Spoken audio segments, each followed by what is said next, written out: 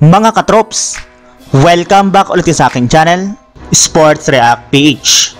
At ngayon nga ay pag-uusapan natin ang pag-angat ng Cleveland Cavaliers sa 10 wins at 0 losses. Pag-uusapan na rin nga natin dito sa ating panibagong video ang sinabi ni D'Angelo Russell matapos nga po siyang bangkuin ni Coach JJ Redick.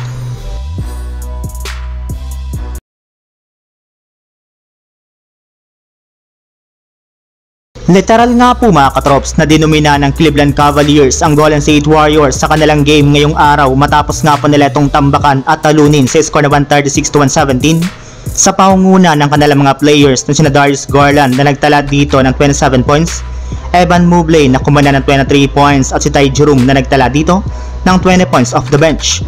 Gumawa rin naman nga po sa Isaac Okoro ng 16 points, Jarrett Allen na kumana ng 13 points at 12 rebounds at si Donovan Mitchell na nagtala dito ng 12 points. Kaya dahil nga po sa pagkapanalo ng Cleveland Cavaliers ay umangat na nga po sila sa 10 wins at 0 losses, which is ito na nga po ang pinakamagandang record na nagawa ng isang kupunan simula noong taong 2016 ng Golden State Warriors. And speaking of Warriors mga katrops, masyado nga po nag-struggle ang lahat ng kanilang mga players na siyang rason bakit maaga silang natambakan. Sa katunayan, nakapagtala lang naman nga po dito si Stephen Curry ng 12 points sa kanyang 5 out of 10 shooting.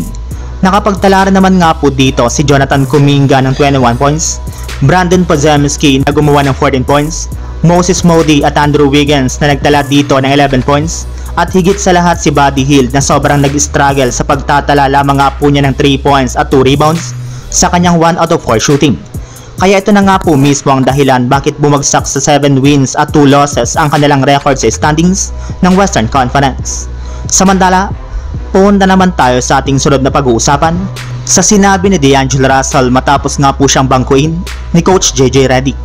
Sa unang pagkakataon nga po mga katrops ngayong season ay binangko na nga po ni Coach JJ Redick si D'Angelo Russell kontra sa Philadelphia 76ers na naging matagumpay rin naman nga po matapos nitong buhatin ang kanilang bench sa pagtatala nga po niya dito ng 18 points, 2 rebounds at 3 assists sa kanyang 7 out of 12 shooting.